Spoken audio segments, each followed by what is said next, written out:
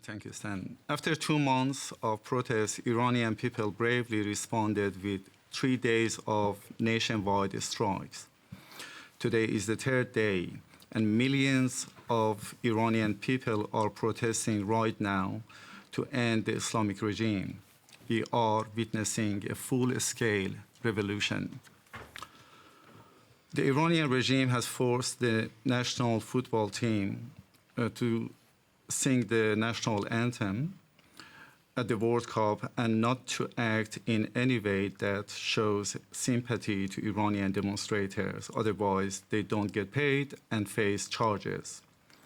The shameful decision by Iranian regime to issue death sentence for protesters has not scared the Iranian people, but brought new blood into their vein to fight to the end.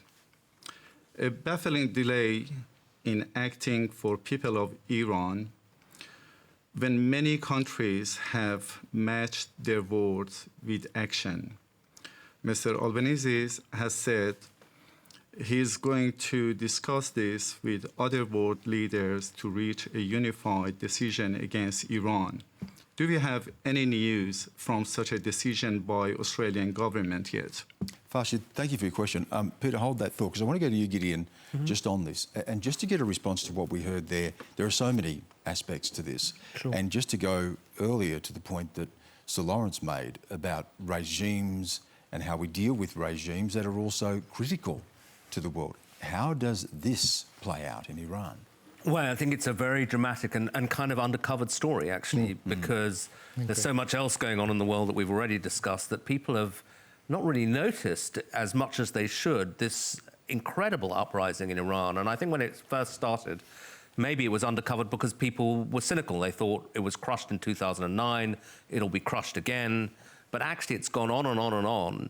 And I think the World Cup will be a very interesting flashpoint. I mean, there's a lot of attention now on Qatar for understandable reasons, but the presence of this Iranian team and whether they sing the national anthem, Qatar's right next door to Iran. Will supporters come over? Will there be political demonstrations at this World Cup? And maybe, along with the focus on Qatar, we should be using this opportunity to actually highlight what's going on in Iran and give some kind of moral support and maybe other forms of support to the very brave people on the streets of Iran. I mean, I think it's important because it's not only the economic issue that was there in 2009, it's a basic human rights issue, it's a feminist issue, Yep. it's about wearing the veil, and all the regime has got is violence, as we're seeing. Am I going to have to make some decisions about as we've seen some horrific social media postings already of women being beaten up by security forces for not wearing the veil. How much can the forces of Iran do that without the questions being raised with conscripts, amongst conscripts, about what they're actually doing?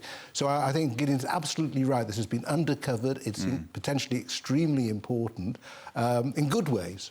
Potentially, but that regime has got a lot of repression in it, unfortunately. And Joe, we've been here before where protesters have come out and they've been crushed, and when they've looked to other countries for support, it wasn't there, including the United States. Is this a moment to bring more pressure to bear?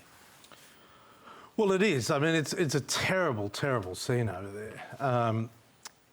If the United States stepped in, I think it might inflame it. Because then it gives the Iranian government an enemy that is external. At the moment, the enemy is within.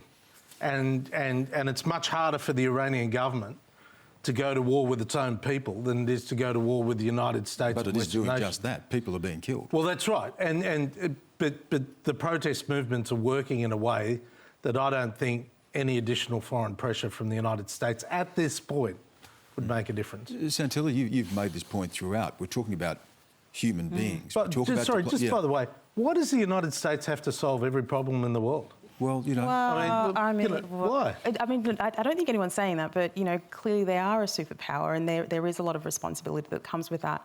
But to Stan's point, just very quickly, with the World Cup and with human rights concerns, and obviously Iran being a very big one, and Qatar as well. And, you know, I'm a massive football fan and love the World Cup, but even this one has been a very hard one for me to get around. Very, very proud of the Socceroos for standing up and saying something and you know, speaking about the issues that migrant workers in Qatar are facing, queer rights over there and everything.